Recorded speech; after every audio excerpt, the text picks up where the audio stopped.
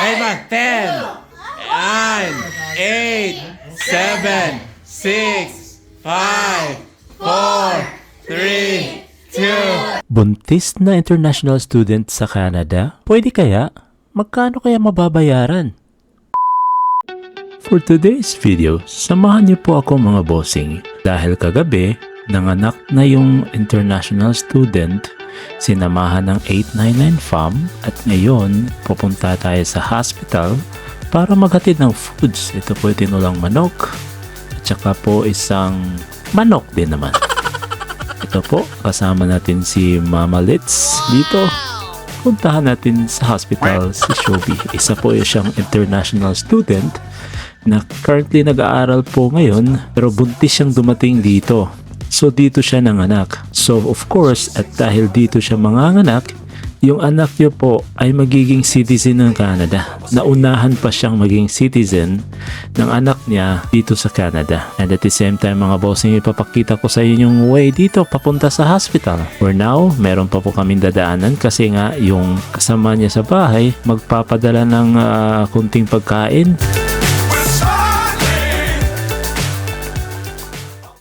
Ayun na po mga bossing, nakuha na po natin yung mga pagkain na ipapadala nila. Tayo'y didiretso na po sa hospital. By the way mga bossing, ipapakita natin na sa video na to, tutuklasin natin kung magkano ang mababayaran ng isang international student at dito manganganak sa Canada. Ngayon mga bossing, binababayad po natin yung Sandy Point Road. Malapit na po tayo sa St. John Regional Hospital. Ayan po mga boss, isang liko na lang po dyan at tayo'y darating na po mga boss. At ito po ipapakita ko din po sa inyo dito kung gaano kalaki itong St. John Regional Hospital mga boss. But before that tayo magtumuloy sa hospital, papakita muna natin kung ano ang resulta ng gender reveal na to. Wait lang. Oy, wait muna. Ay ba? 10, 9, 8, 7, 6, 5, 4, 3, 2, 1. Ano, babae ka pa rin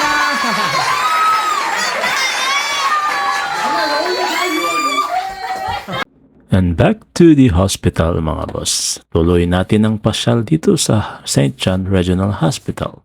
Nakikita nyo mga boss, medyo may kalakihan ng hospital na to. By the way, may nakasalubong tayong kabayan dito. Uy, hello! Kumusta? Kayo? Okay. Sige, ingat! Ayan mga bossing, that is the St. John Regional Hospital po. Tayo'y papasok na po mga boss. At of course, gagamit tayo ng elevator. Ayan, dito tayo sa 3rd floor mga bossing. Dali-dali na tayong pumunta dyan sa loob para makita naman natin yung baby mga bossing. There you go. Nakita na din ito yung room. Aha! Sige, inom din. Okay. Hi! Sikat kay Stellar Auntie. The next day mga bossing, mag-discharge na po si Shobi, yung buntis po. Kasi dito po, pag normal delivery ka lang po, within 24 hours, pwede ka nang makalabas mga boss. At saka if ever CS ka pa, CS yung delivery mo, usually may kaibigan ako lumabas within 3 days lang. So kasi may pasok tayo, na kiusap tayo kay wifey natin na siya muna yung magbablog dito, magbi-video papunta sa hospital. Ayun, time check nito, I think it's at 11 PM mga boss. At papunta na sila sa hospital, kasama niya ang isang student din na si Camille.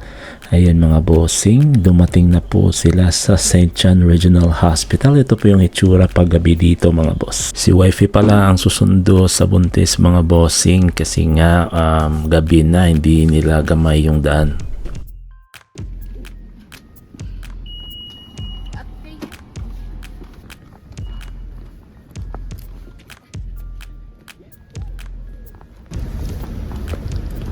So, mo na siya guys.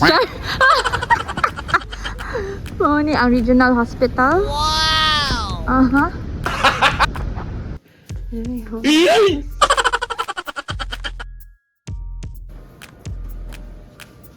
Oh my God!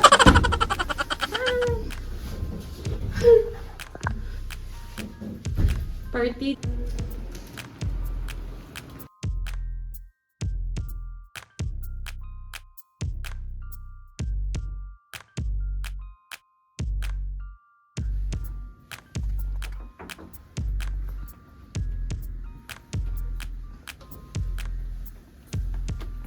Ngayon na nga mga boss, dumating na si Marge dito sa hospital. Kausap na niya si Shobi. Ayan si Shobi, tuwang-tuwa na, excited na umuwi. Ready na, nakangiti na mga boss. Parang hindi nang nanganak. Ayan na nga. By the way mga boss, ang bata pala, ang baby, kailangan siyang i-car seat. Hindi ka makakalabas sa hospital pag wala pong car seat. At saka i-double check po yan ng mga nurse. Also, kahit kabas ka or may sasakyan ka, kailangan mo talaga ng car seat na ganito. Standard sa kanila yan. Hindi ka makakaalis pag walang ganyan mga boss. Ayan mga boss, ready na yung mag-asawa. Si Kenneth at Shobi, uwing-uwi na talaga siya. Sobrang thankful nila na normal delivery lang at healthy lang ang baby mga boss. Ayan, pauwi na po sila. By the way mga boss, pinakita lang dito, while nagstay sila, merong maraming freebies dito. Pwede kang magluto, may libreng inumin, juice, may ice cream, may milk, at marami pang iba, libreng-libre para sa nagbabantay ng pasyente mga boss. So all goods na all goods, libreng-libre yung mga kain dito while waiting. You heard it right mga bossing, libreng-libre pala mga naka-international student dito sa Canada. Kaya all goods na all goods, napakalupit, libreng-libre, walang binayaran kahit piso mga boss. Yun na lang mga bossing. See you in the next video. Paalam!